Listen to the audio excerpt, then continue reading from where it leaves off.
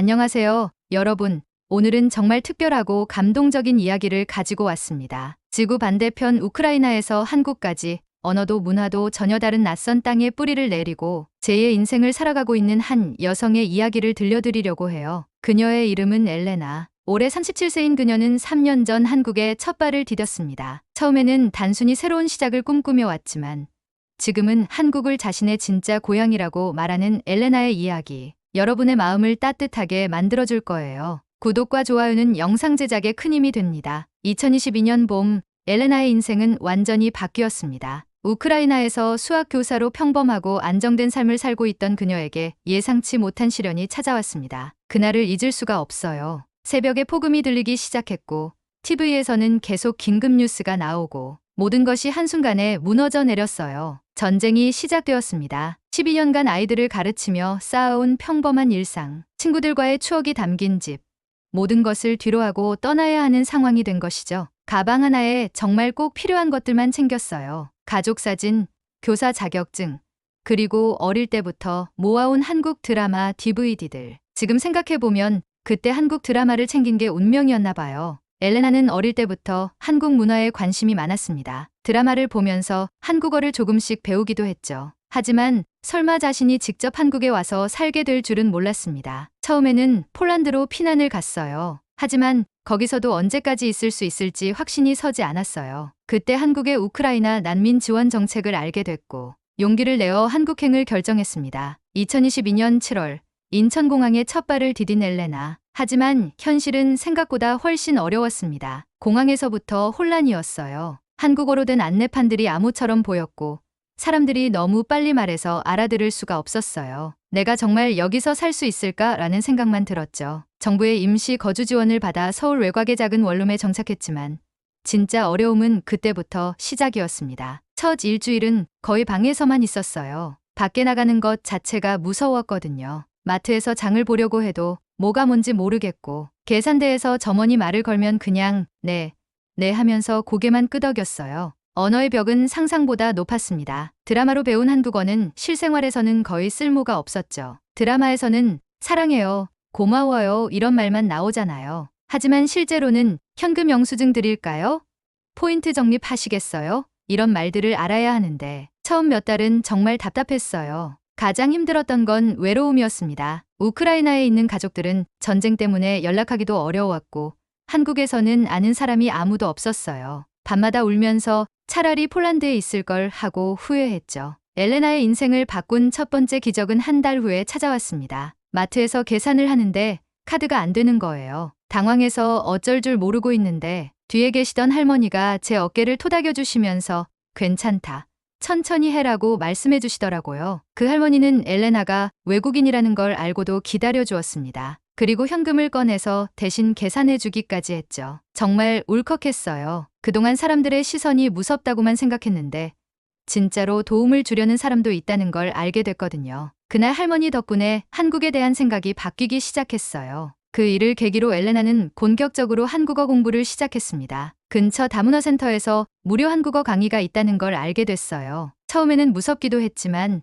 용기를 내서 신청했죠. 한국어 교실에서 엘레나는 자신과 비슷한 처지의 사람들을 만났습니다. 베트남에서 온 언니, 필리핀에서 온 동생, 몽골에서 온 오빠. 모두 다른 나라에서 왔지만 한국어를 배우려는 마음은 같았어요. 처음으로 나 혼자가 아니구나 하는 생각이 들었죠. 수업이 끝나고도 함께 공부하고 서로의 고민을 나누면서 진짜 친구가 되었습니다. 베트남 언니가 한국 음식 만드는 법을 가르쳐주고 필리핀 동생은 영어를 도와달라고 하고 서로 도우면서 가족 같은 관계가 됐어요. 6개월간 한국어를 공부한 엘레나는 첫 번째 큰 도전을 했습니다. 아르바이트를 시작한 것이죠. 한국어가 완벽하지 않았지만 더 이상 정부 지원만 받고 있을 수는 없다고 생각했어요. 독립적인 삶을 살고 싶었거든요. 처음 일자리는 근처 카페였습니다. 사장님이 엘레나의 사정을 듣고 기회를 준 것이죠. 첫날은 정말 실수투성이었어요. 아메리카노를 아메라카노라고 했다가 아이스크림을 아이스크림이라고 했다가 주문을 잘못 받아서 다시 만들어야 하는 일도 여러 번 있었어요. 하지만 손님들의 반응은 의외였습니다. 대부분의 손님들이 웃으면서 이해해 주시더라고요.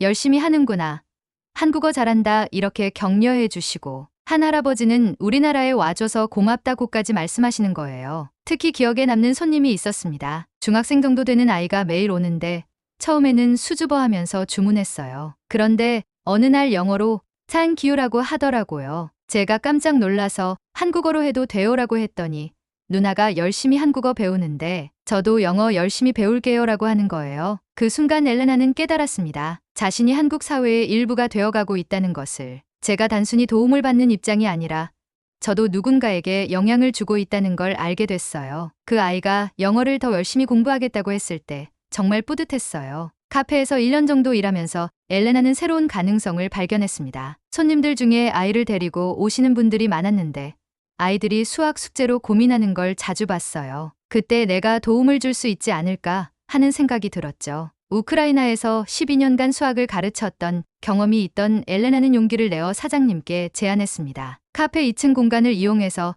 아이들에게 수학을 가르쳐보고 싶다고 했어요. 사장님이 처음에는 걱정하셨지만 시범으로 해보자고 하시더라고요. 첫 번째 학생은 바로 그 중학생이었습니다. 수학을 정말 어려워했는데 제가 다른 방식으로 설명해 주니까 이해하기 시작하더라고요. 우크라이나에서 쓰던 교수법이 한국 아이에게도 통했어요. 입소문이 나면서 학생이 늘어나기 시작했습니다. 한 달 만에 학생이 5명이 됐어요. 부모님들이 외국인 선생님이 다르게 가르쳐 주니까 아이가 수학을 좋아하게 됐다고 하시는 거예요. 엘레나는 한국어 실력도 늘고 자신감도 생겼습니다. 아이들을 가르치면서 저도 한국어가 늘었어요. 아이들이 모르는 단어가 있으면 쉽게 설명해줘야 하니까 자연스럽게 어휘력이 늘더라고요. 엘레나의 인생에 또 다른 변화가 찾아온 건 2년째 되던 해였습니다. 카페에서 수학을 가르치는 걸 본 한 아주머니가 말을 걸어오셨어요. 자기 아들이 고등학생인데 수학을 정말 어려워한다고 하시면서 도움을 요청하시더라고요. 그 아주머니의 아들 민호는 고등학교 2학년이었습니다. 수학 성적 때문에 고민이 많았던 아이였죠.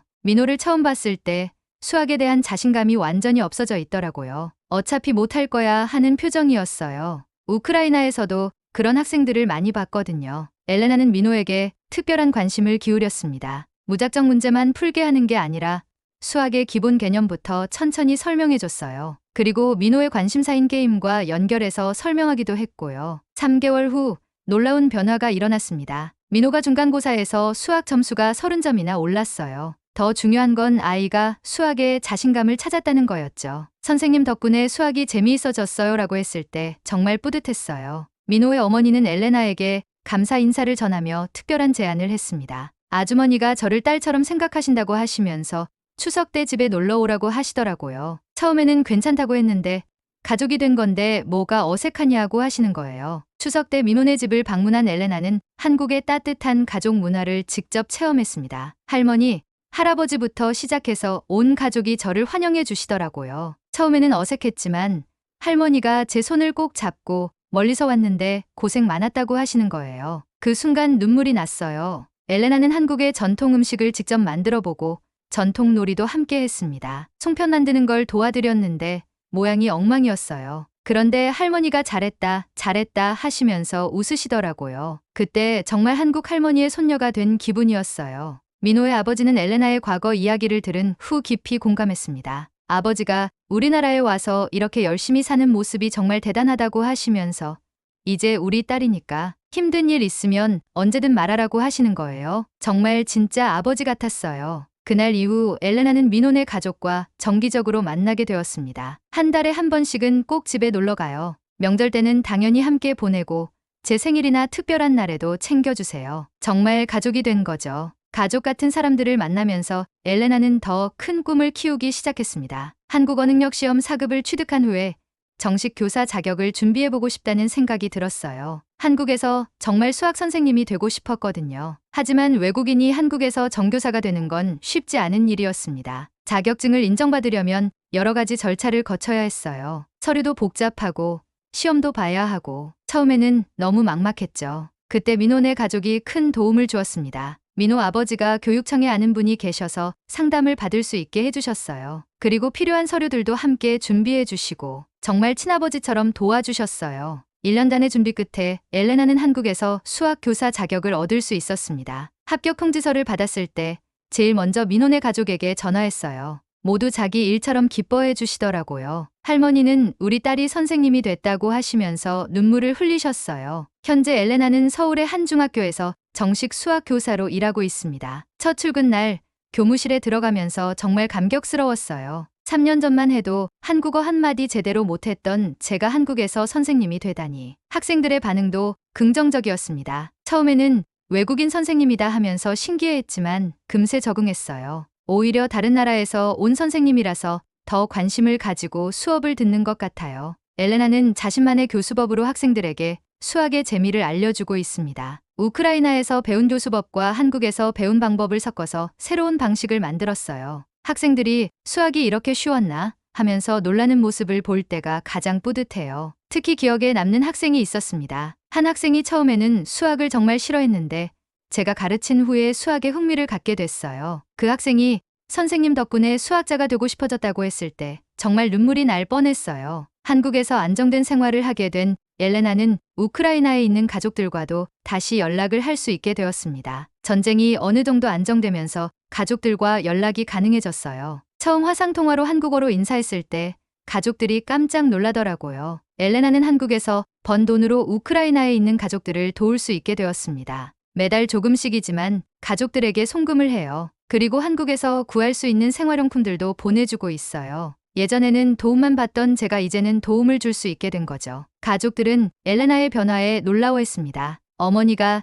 내가 이렇게 강해질 줄 몰랐다고 하시더라고요. 예전에 저는 정말 소심하고 의존적이었거든요. 하지만 한국에서 혼자 살면서 독립적이고 강한 사람이 된 것 같아요. 엘레나는 이제 우크라이나와 한국을 연결하는 문화의 다리 역할을 하고 있습니다. 학교에서 다문화 교육을 할 때 우크라이나 문화를 소개해요. 학생들이 우크라이나의 전통 음식, 음악, 춤에 대해 알아가는 모습을 보면 뿌듯해요. 특히 우크라이나 전통 음식인 보르시를 학생들과 함께 만들어보는 시간이 인기였습니다. 처음에는 빨간 수프가 뭐야?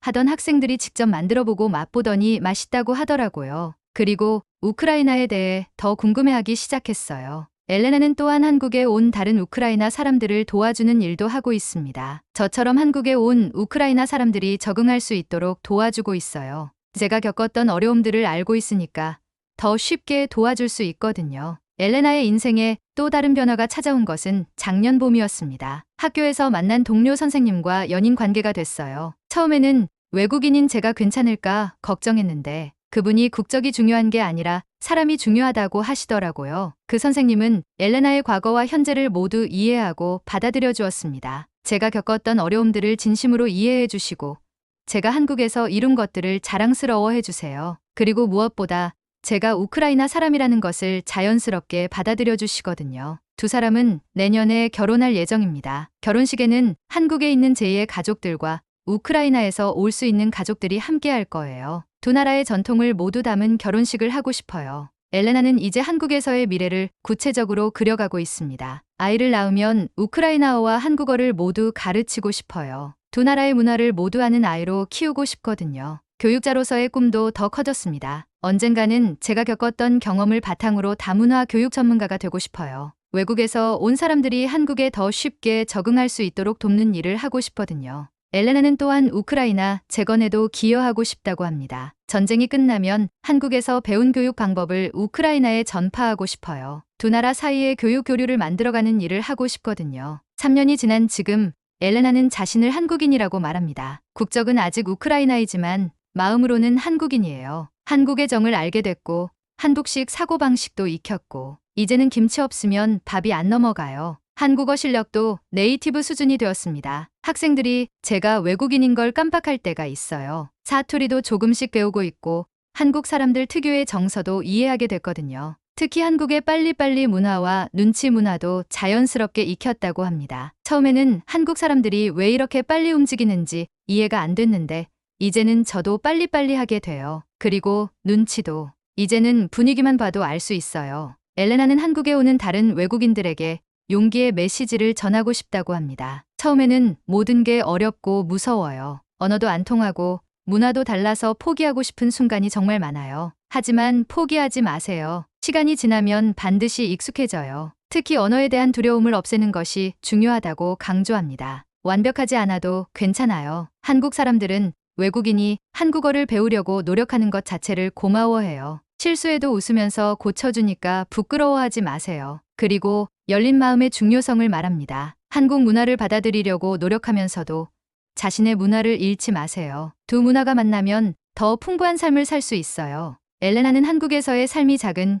기적들의 연속이었다고 말합니다. 마트에서 할머니가 도와주신 것부터 시작해서 카페에서 일할 기회를 준 사장님, 민혼의 가족과의 만남, 교사가 될 수 있었던 것, 사랑하는 사람을 만난 것, 모든 게 기적 같아요. 하지만 그 기적들은 저절로 일어난 것이 아니라고 강조합니다. 기적은 기다리는 것이 아니라 만들어가는 거예요. 포기하지 않고 계속 노력했기 때문에 이런 일들이 일어날 수 있었던 것 같아요. 한국에 뿌리 내렸지만 엘레나의 마음 한편에는 여전히 우크라이나에 대한 그리움이 있습니다. 고향에 대한 그리움은 없어지지 않아요. 특히 우크라이나 전통 음식 냄새를 맡거나 우크라이나 음악을 들을 때면 정말 그리워져요. 하지만 이제는 그 그리움이 슬픔이 아니라 소중한 추억이 되었다고 합니다. 예전에는 그리움이 아픔이었는데 이제는 감사함이에요. 우크라이나에서 자란 덕분에 지금의 제가 있고 한국에서 만난 사람들에게 줄 수 있는 특별함이 있거든요. 엘레나는 자신이 우크라이나와 한국을 잇는 다리 역할을 하고 있다고 생각합니다. 한국 학생들에게는 우크라이나의 문화와 역사를 알려주고 우크라이나 사람들에게는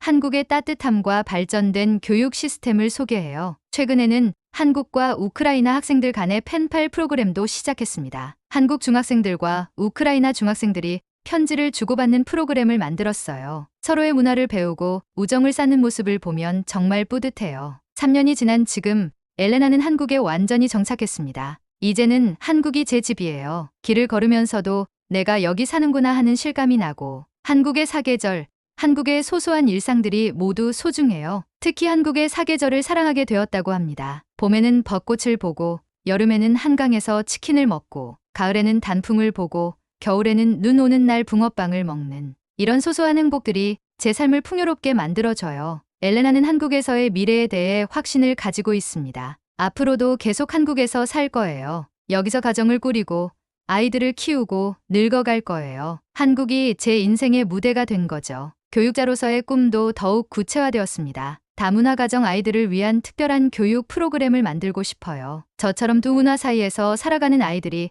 자신의 정체성을 당당하게 가질 수 있도록 도와주고 싶거든요. 엘레나에게 성공의 의미를 물어보면 이렇게 답합니다. 성공은 돈을 많이 버는 것도 높은 지위에 오르는 것도 아니에요. 내가 사랑하는 사람들과 함께 있을 수 있고 내가 좋아하는 일을 하면서 살 수 있는 것. 그게 진짜 성공이라고 생각해요. 그리고 자신이 다른 사람들에게 도움이 될 수 있다는 것이 가장 큰 보람이라고 합니다. 제가 가르치는 학생들이 수학을 좋아하게 되고 꿈을 찾아가는 모습을 볼 때가 가장 행복해요. 그리고 저처럼 한국에 온 외국인들이 제 이야기를 듣고 용기를 얻는다면 그것만으로도 충분해요. 엘레나는 한국 사회에도 전하고 싶은 메시지가 있다고 합니다. 한국은 정말 따뜻한 나라예요. 외국인들을 받아들이고 도와주는 마음이 정말 크거든요. 하지만 가끔은 외국인에 대한 편견이나 선입견이 있는 것도 사실이에요. 하지만 대부분의 한국 사람들은 선량하고 도움을 주려고 한다고 강조합니다. 물론 모든 사람이 다 좋을 수는 없어요. 하지만